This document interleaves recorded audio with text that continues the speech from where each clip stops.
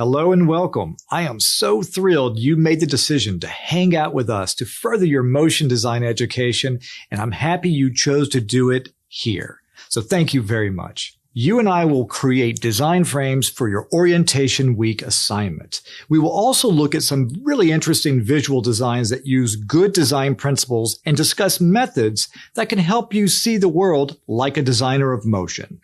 So get comfortable and get ready to take a few notes and get your creative juices flowing, okay?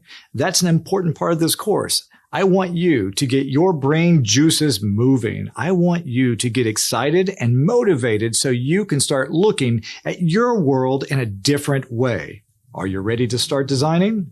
Very good. Let's do this thing.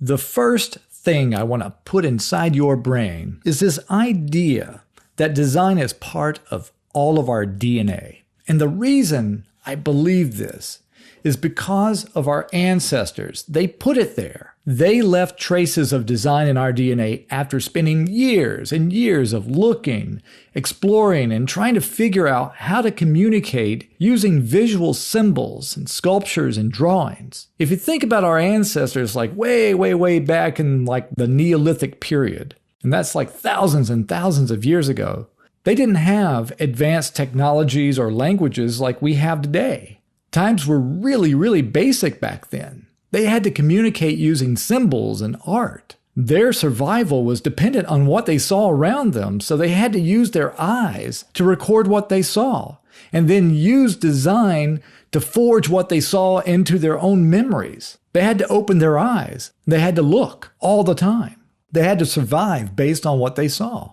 Early human designs were used to explain all sorts of themes like hunting, agriculture, mythology, child rearing, migration. Everyday life things, right? They were like really amazing at looking at all the small details around them. And that's what we are going to start doing in this course. We're going to start looking at all the small details around us. So just take a look at this figure carved out of stone. It's wonderful, right? Like I could see this being done today. It's geometric. It's simple. I could see this woman walking around. This figure has a great style to it, and it was created many years ago. And this little guy, he's whimsical, he's fun, he's jaunty. I want to see this figure get up and move, but it's got so much character to it.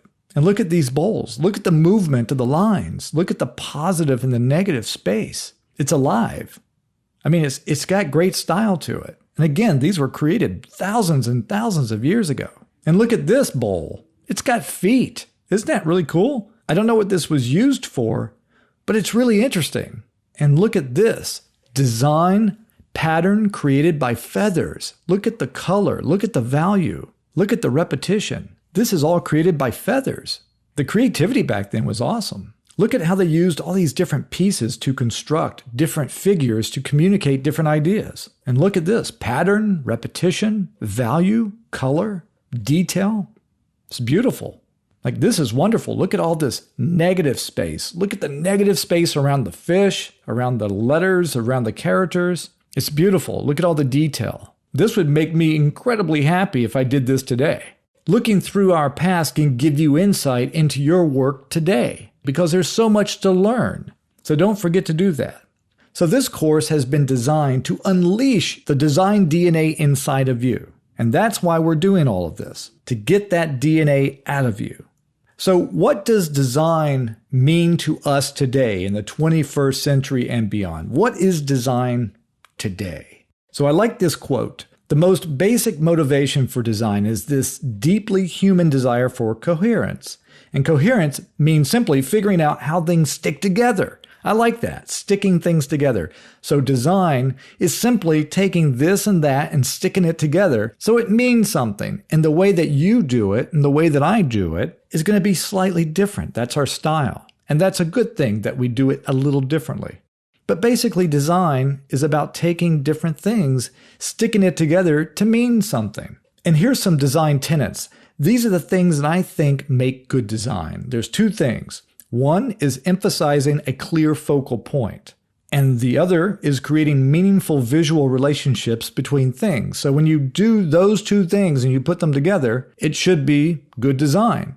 Because good design is about taking things that mean something, having them relate in a way that makes sense, and then creating a clear focal point so the person looking at your design knows what your intent is. And you put those two things together and you have good design. So if design is in our DNA, because we got it from our ancestors, and if design is about sticking things together in meaningful ways and creating some sort of clear focal point, then I would say that design is also about the relationship between things.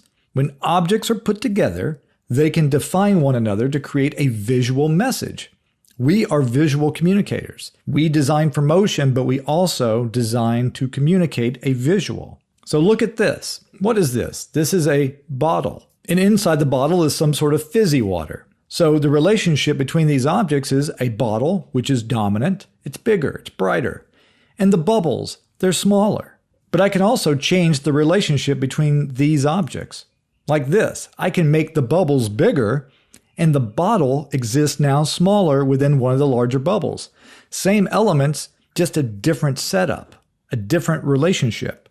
And look at this, enjoy a cold drink. Now I added that sort of as a call to action, but the bottle and the bubbles are the same. Just again, a different size and relationship. So when we look at all three frames together, you can see that the relationship between things change over time. That's what we do as designers of motion. We're constantly changing the relationship between objects over time. And so you can see I'm using the same elements. I'm just showing you different emphasis at different times through the move. And this is a really cool trick. And this is what we're going to be doing throughout this course. If you look at these frames, there they are, and you squint at it. When you squint at something, you start to break down and see where the focal point is in your frame. So I'm blurring these frames so you can actually see what you would see if you were squinting, and you can see where the emphasis is, where the bright moments are in the frames. And that's where I'm trying to direct your eye through my relationships between my objects. And that's why designers squint when they look at their work, is to determine what's important and what's not. So the relationships between things can change over time. Designers of motion, that's who we are, we need to look closely for these visual changes. Just like our ancestors had to look very closely at their environment, we do the same thing. Because designers of motion, we have to look at things change over time. So what's the first step in becoming a design thinker? How can you learn to solve problems using design? That's a good question. So the first thing I want you and I to sort of understand together is that design is really a state of mind. Learning how to use a design program does not make a great designer. Design is not about a program. Design is about you. And I don't want this to sound kumbaya, but the reason some designers are better than others is because they look at the world in a much different way than everybody else. And they just have this unique way of seeing things, and then they interpret it through their design. So this course is all about trying to get you to look at the world around you and to interpret it in a really unique way that's really special to you. And that's kind of what we're doing here. So I don't want you to think about programs and punching buttons. It's not about that. It's really about you looking and studying and searching out those things in the visual world that make sense and then sticking those things together. Okay? So the other thing that we need to learn to do in this course is to see like a designer. That is kind of the core. That is the core. That is the core of learning to design, is learning to see. And this wonderful teacher, Inga Druckery, she once said something that I think is profound. She said, what interested me was to teach students to see in an abstract manner. So not to see an object, but to see it as something round or square, something textured or smooth, and translate what they see into a form language. You could replace form language with visual language. So what she's saying here is, when you see something, when you see a car, you look at the car and you say, that is an object that has round corners. That is an object that has Texture, that's an object that has multiple colors.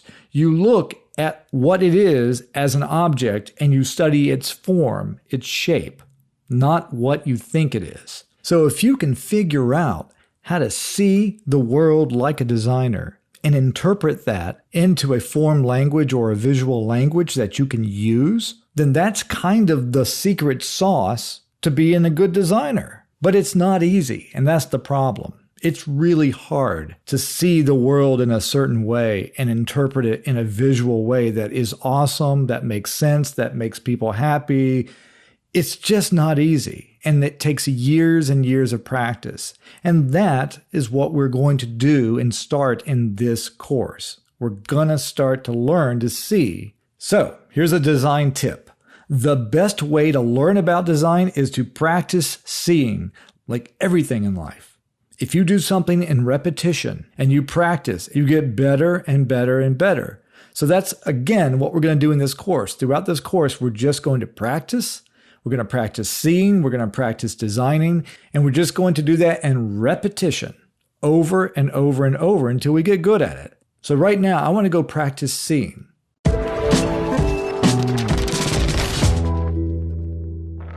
All right, let's open up Photoshop.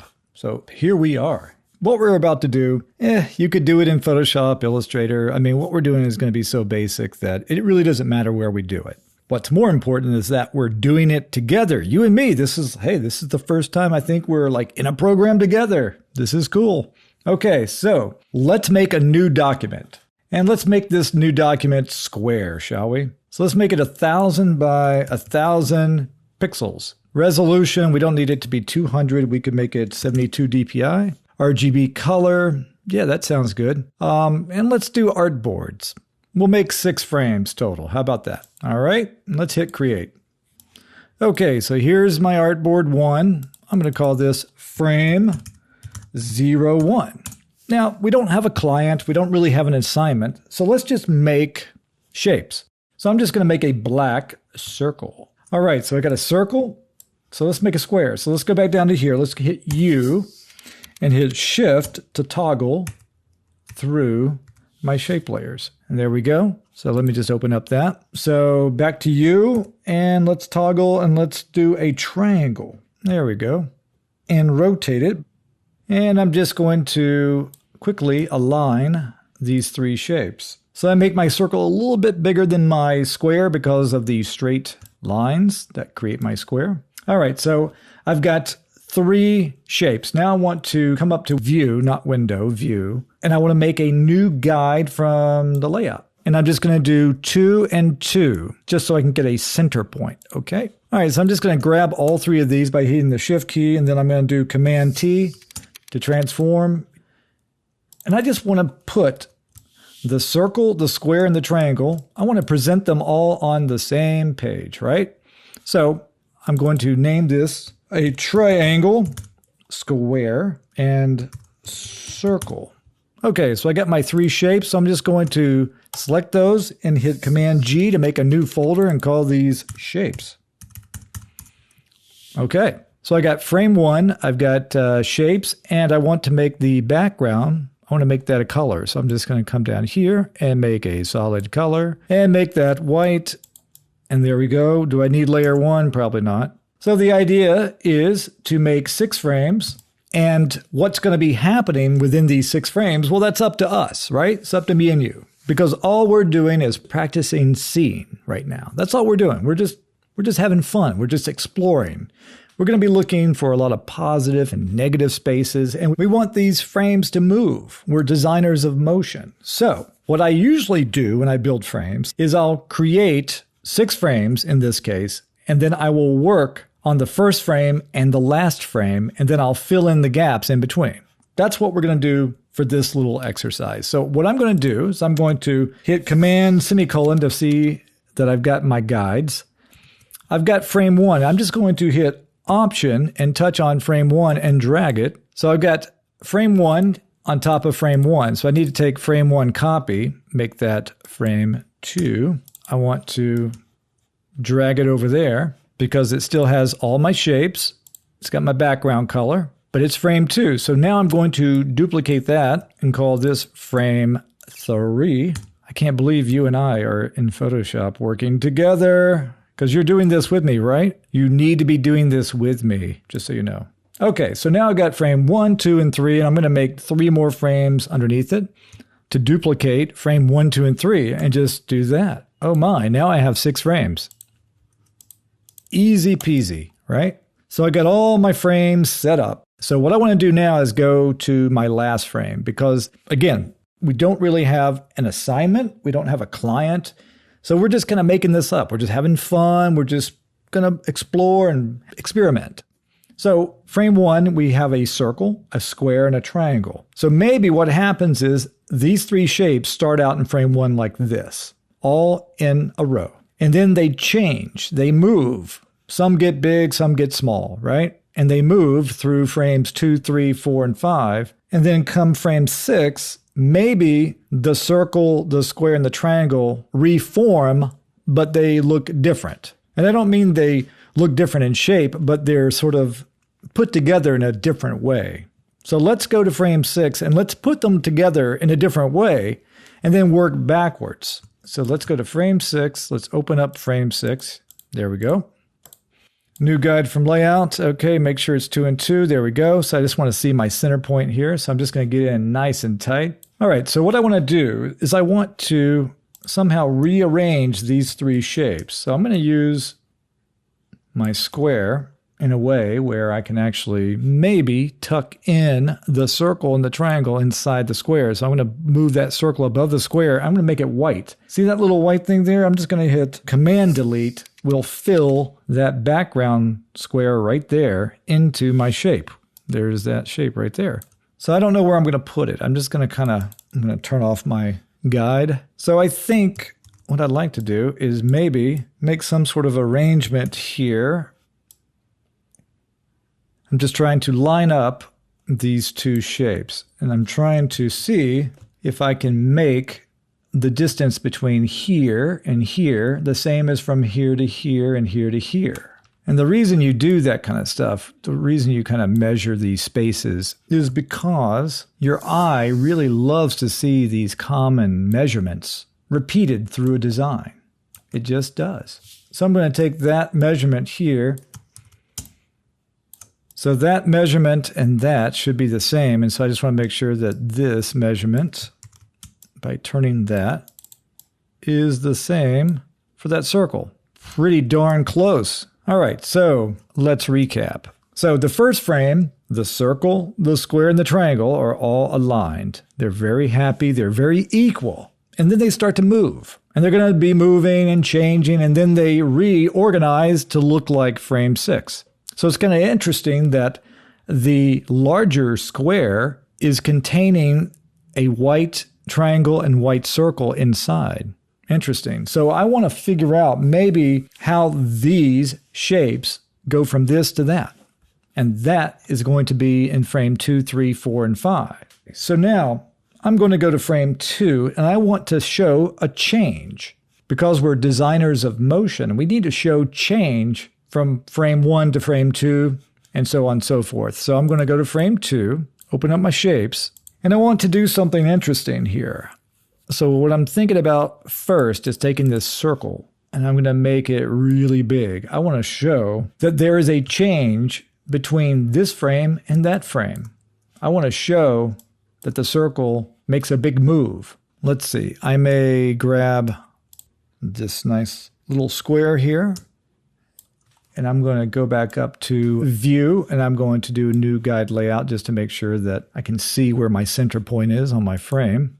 That's very important for proportions and whatnot. So I'm going to make this square even bigger because I really like this abstraction. I like this shape that's being created, and I don't know if I'm going to line it up to the center vertical point. I don't know.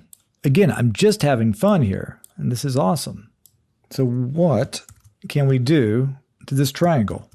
Maybe we scale it down, and maybe it's pointed upward. So this is kind of interesting. Look at the change between this frame and this frame. look at the positive space, which is the black space, and the negative space is the white space. Now look at how the space changes.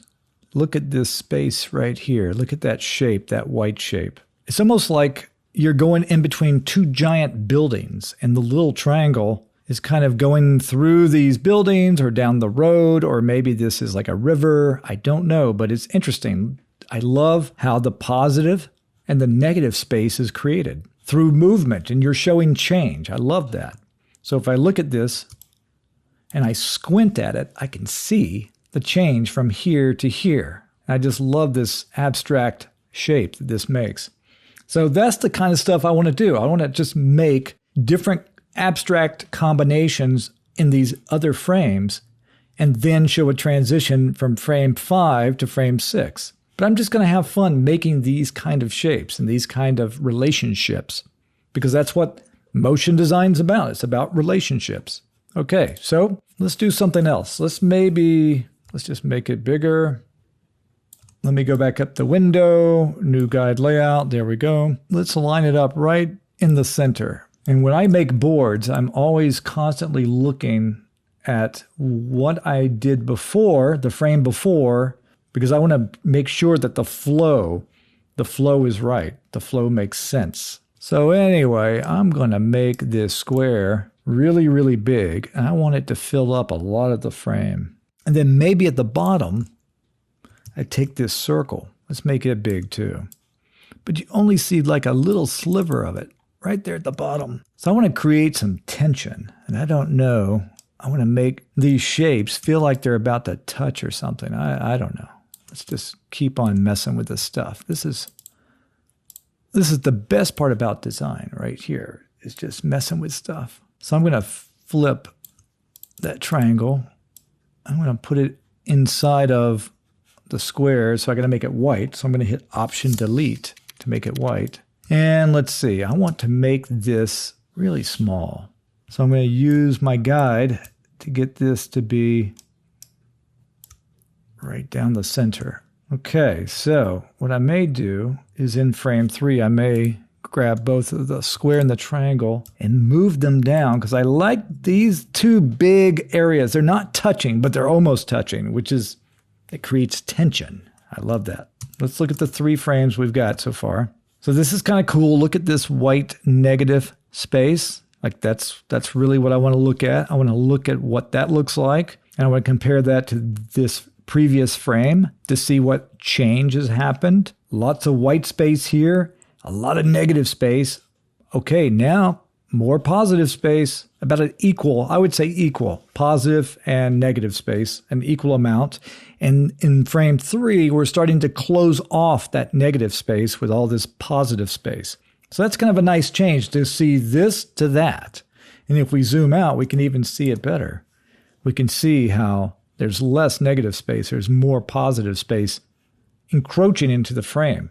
So we're really showing change at this point. We're showing movement and change between the positive and the negative spaces. And that is what you want to do. As a motion designer, you want to show change through the positive and negative space relationships. So we've got large, abstract cutoff shapes here. So maybe in frame 4, the shapes are falling back, but they're not as big, but maybe one's bigger than the other. I don't know.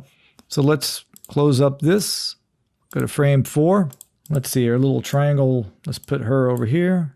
Move the diamond shape or the square shape down. Let's make the circle. So let's see here. So maybe what happens, the circle moves down into this position. The square moves up and points down, and then they barely touch. Maybe they touch, and then as they touch, they kind of recoil off of each other. They kind of just move away. They hit, they absorb, and then they shock back or something. I'm not sure. And maybe when that happens, we start to see more of the circle. And the square, maybe it's a little smaller, and the triangle, maybe we just move it a little bit, flip it, move it up here. I kind of like that my eye is kind of hanging out in this area here. So my eye is coming into the frame here from the top left. It goes down, It hovers around this area, and you got some negative space down here. That's kind of nice. And that's a little different than what we're doing here. So that's kind of nice. So maybe these two big shapes, they touch, they expand back, they kind of bounce back. And then when that happens, either the camera cuts wide and we see the shapes moving away from each other, and then maybe we punch into frame 5, some punch in maybe to like the square, because then we got to get to the square in frame 6. So maybe there's a punch in somehow with the camera into the square here in frame 4. And then we move the circle and the triangle and we start to move them into the square somehow. All right, let's do that. So again, I'm being very loose with what's happening here. I'm not really worried about it. I'm just having fun looking at positive and negative spaces and all that kind of stuff. So let's start to make the square kind of the hero. So maybe we turn it like that. Let's put the circle and the triangle above the square, and let's make them both white. Let's make that square bigger. I really want to indicate that that square is somehow changing. I want to make it enormous. Let's make it huge. Something like that, maybe. Let's grab that circle. Maybe make the circle a little bit bigger. Should it be off? No, I think it should be inside it. It's almost like these two shapes are now inside the black square, and they're kind of rotating as the square kind of rotates into place. So it actually falls back to create what we see in frame 6. Something like this, these 6 frames here. Save your work. You didn't see me save my file, so always save while you're working. You don't want to lose your work. You and we just made 6 frames together. How did that feel? I liked it. I thought we did a pretty good job together. What do you think? Let's continue our conversation, shall we?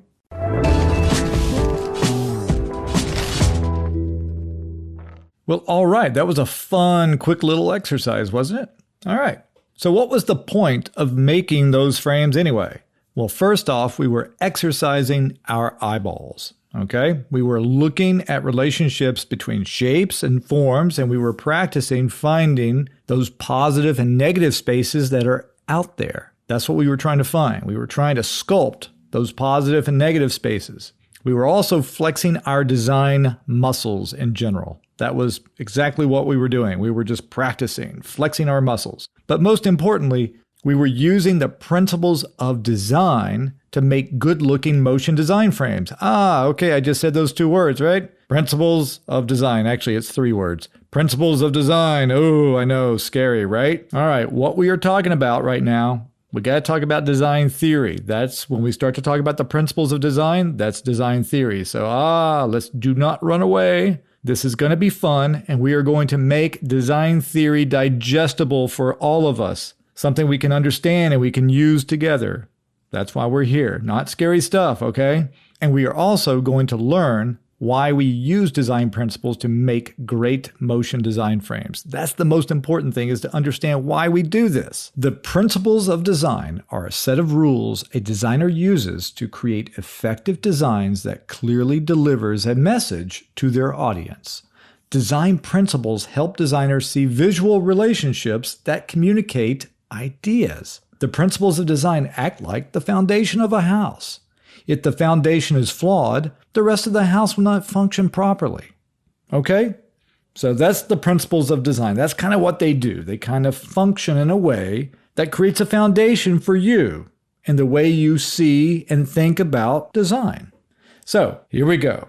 This little pictogram represents your eye on the left, and your eye, through the filter of principles of design, helps you organize things so they make sense, okay? It helps you create those visual relationships. The principles of design is that filter. Now, another filter we need to mention in this course is the filter named Gestalt psychology. This filter is the reason a lot of design principles even exist. So that's why we have to mention it. But Gestalt is sort of a slippery topic. So I will say what I kind of feel, and then you can go do your own research to kind of form your own opinion about it and how Gestalt applies to the design principles, it's just a slippery topic. And so I'm just going to mention it just so you know it's there. You can go do more research about it and just know that the Gestalt psychology or the teachings help to create the design principles that we use today. But in my opinion, Gestalt is a set of laws that just govern the way we see and perceive the world around us. That's simply, to me, what it means. It's just a set of laws that help govern things. And Gestalt helps us designers, me and you, it helps us understand and sort of maintain meaningful visual relationships. It's a very deep and sometimes very confusing topic, so please just go do more research if you have any interest in learning more about it. So, the principles of design are created from the teachings of Gestalt psychology, okay? That's kind of where it all started. Humans tend to organize visual elements into groups or unified wholes. Our brain prefers harmonious compositions and order, okay? Therefore, we simplify what we see and we prefer simplicity. So, what is this? What did you just see? That's a silhouette of a bike. You know it's a bike because of the context of how you've seen a bike. So your eye and mind quickly see and understand this silhouette is a bicycle because you have context and you know that that silhouette equals a bicycle. But your mind, you don't see the bicycle and see this. You don't see it broken in all these weird parts. This is the bicycle, but it's broken down into parts. Like you don't see it like that. You see it like this. So our brain does not see the thing on the left, it sees the thing on the right. Most people see what we see on the right because that just makes more sense. It's simplicity. And we put the little pieces together and say, that's a bicycle. So Gestalt simply means to me that we prefer seeing something as a whole rather than in individual parts. Why? Because it's easier to see that way. It makes sense. So seeing the whole rather than individual parts allows our brain to quickly comprehend the world in a meaningful way. That's really the reason why we like to see unified wholes. That's why we like to see things put together in a nice little neat package with a little bow on it, is because it makes more sense and it's a quick read. So why do we need to care about the teachings of Gestalt and the principles of design and all of this stuff? Like, why do we really need to care? Well, we need to care because of this list of things right here. These are the rules and the building blocks designers of motion use to create designs. Without these rules, you have nothing. Without the principles of design, you can't design, you can't see. These design principles answer the question, how do we see? And it also answers the question, why do we see in certain ways? Designers of motion use these fundamental rules every time they work on a project. So let's go over these design principles and talk about how they work and why they help us as designers, okay? We will be using these rules throughout this course. So please, let all the information we're about to discuss soak into your brain because we are going to come back into this well of knowledge over the coming weeks, okay? So the first principle, and probably the most important principle we need to talk about, is contrast and emphasis. All right, contrast happens when two or more visual elements in a design are different. To make contrast work in design, you have to have two elements. You can have more, but you must have two. You can't just have one. So contrast helps reveal which parts of your design are most important and signals viewers to focus on those areas. Contrast also helps organize your design, establish hierarchy, and adds visual interest. Excellent. So contrast can help you to attract the viewer's eye. Very important. Call attention to something important in your design. That's very important. Create emphasis in a certain part of your design. Yep, look here. That's right. Tells the viewer where to look first. That's really important. Like, hey, stupid, look here. This is really important. Adding contrast to a design helps create levels of hierarchy. Motion designers use contrast to emphasize a change in time and space. Very important. We are motion designers. All right, let's start.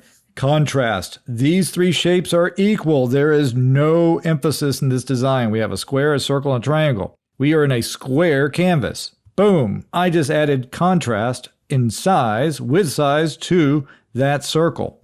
That circle is now much bigger. It is the dominant shape. The circle is now what you see, right? From there to boom, there it is, circle. All right, a different size canvas. Again, canvas does not matter. The canvas size does not matter. You are designing within a space. I don't care if it's a square, a rectangle, I could care less. 3 identical shapes. I just added emphasis to the square. Boom, and it pushed the circle and the triangle over to the right. So look at all that white positive space over on the left and look at the negative space, the black space, on the right. And it's kind of interesting. That square is so big and it has so much contrast in size that you almost look at the circle and the triangle. So that's really interesting. All right, here we go again. 3 shapes. Let's add some contrast with size. Boom. Okay, so the triangle is really large. But it's interesting again that the triangle is pointing from the bottom up to that circle. And look at the tension. Look at the tension where that circle and the little square are. So many times using contrast in your design will create a focal point of tension or conflict. And this technique helps create a visual story arc. Again, we are motion designers, so we are moving through frames and frames change. And sometimes contrast like this, where sometimes one thing is large, it directs your attention to the smaller areas, especially where there's tension. So very interesting. So this is contrast with size. All right. What are we looking at here? We got an S and secrets of slithering snakes. All right. It's kind of boring, blah. The S is just kind of hanging out there. It really has no relationship to the other words. I don't really know what's going on. It's very static. Like, where should I focus my attention? I need to add contrast with size to help me. Boom. Okay, here we go. So I just made this S really big. And the S sort of draws your eye from the top left. And if you follow the white positive space, it follows like a road or almost like a slithering snake. And that leads you to the secrets of slithering snakes that's sort of tucked in at the bottom right. So sometimes if you want to make a visual statement in your design, you supersize something. You make something really big in your design, and that helps create contrast between the big thing and the small thing. And in this case, the S is big, secrets of slithering snakes is smaller, and it's kind of tucked into that negative space in that black area at the bottom right. So it's kind of interesting. Supersize. Make something really big, and that will contrast against something small. And here's just another way to do that. Look at the positive space, the white space in this case, and the negative space, which is the black space. Look at how the shapes are created within the frame. All right, here we go. Feline, the eternal hunter. Oh, isn't that cat cute? Oh, that's very nice. Oh, okay. So sometimes when you're using contrast with size, designers have the power to direct and influence your viewer's eye. So in this case, as the designer, I say the cat has something to say. So I'm going to punch into the cat's face, and I'm going to really extract the eyes out of that cat and do something like that. So now this feels like almost like a creepy movie poster, right? I've taken that cat and I've supersized it. I've actually contrasted the size of the cat's face with the title, which is nicely tucked into that darker area right below the chin of the cat. So designers use contrast in size to emphasize an important part of a design. Using contrast in size can also make a design feel more dramatic, like in this case. You can take a nice happy cat and make it creepy or make it feel like it's in a movie poster. It's really dramatic. Contrast with size. All right, premieres tonight, Alien. So, boom, oh. So when you look at this, you see Alien. It pops out at you because I made it big. Contrast with size. I'm drawing your attention to the word alien. It's important. Okay, contrast. What are we doing here? Creative superpowers unite. Okay, all the same size, same weight. Nothing going on here special. It's what it is. Boom. Okay, contrast with visual weight. Sometimes you can do contrast with size. Now this is contrast with weight. So creative is very fat. It's very big. It's dense. It's very heavy. Creative, and then superpowers unite. So designers use contrast and visual weight to emphasize an important word in a design. Okay, furniture, the summer collection. Oh, isn't that sweet? No, furniture, the summer collection. Okay, I want you to see the word furniture. So I make it big. I make it big and I give it some weight. And it's kind of interesting. This is a serif typeface. It's got some character to it, but it's got some weight. And the summer collection is the same serif typeface, but it is not as big. It is not as dense, and it's smaller. So what is the emphasis? Furniture. I'm going to go look for furniture today. It's it's summer, and I need furniture. So I know where to go. And I'm using contrast with visual weight to help me understand that. Oh, and look, they produced this nice little poster or whatever. All right, make something great. All right, what's going on here? I don't know. Triangle, circle, make something great. There's really no hierarchy here. There's nothing going on that's really special. Okay, but if I add visual weight, I can make something great really, I don't know if it's great, but it's something you're seeing. I make sure it's important. I make sure you see it by giving it weight. 30% off all denim shirts. 30% off all denim shirts. Okay, so big deal. Well, here's the big deal. It's 30% off all denim shirts. Okay, so I'm a consumer, so I'm really interested in knowing that I can save 30% off, and that's really going to drive me into the store. So that's cool. So I make 30% off bigger. I make it have weight, has dominance, and that's all I'm doing. I'm using contrast by using visual weight. I'm making you see it first. But I still care about the denim shirts, but I really do care about saving 30% off. All right. If you want to emphasize an element, sometimes you just make it thicker in visual weight. Here we go. These are all the same sort of half circle shapes, but one is really thick. So what do? You look at it, right? The design principles say if something is bigger, you probably will look at it first. And that's sort of like Gestalt too. Gestalt sort of teaches that as well. It's like, yeah, it's obvious. If something is big, you're going to see it. All right, contrast. What's going on here? 3 circles. They're all the same. Cool. Oh, okay. The center shape is now different than the other shapes. It's the dominant shape. Why? Because it's different, right? This is another Gestalt psychology sort of thing. You see a shape that's different, you recognize it, therefore it sticks out like a sore thumb. So this is contrast with shape. All right? Looks like everything is almost the same except for that coffee cup. Look at all those spoons around it. Okay, so the cup is different, I would say. If you want to emphasize an element in your design, make that element look different. Of course. What is different here? Well, the different shape is that circle, right? Right. Okay. Contrast with value. Now, this is really important. Contrast with value. Value is what? It is the lightness and the darkness of something. So in this case, all of these circles are the same brightness, right? They have a bright value. They're all the same. So when I squint at this, if I squint at it, I see the same thing. But what if I mess with the value? Like this. The white circles are now the most important shapes because they are brighter than the other shapes. So if you squint at this image, what do you see? I see the 1, 2, 3, 4 circles that are brighter. And then I really notice kind of what's going on inside those circles, and the other gray circles, the ones that are darker in value, they fall and recede away from my eye, but the brighter ones come towards my eye. So I'm just messing with value to help you see. All right, let's do it again.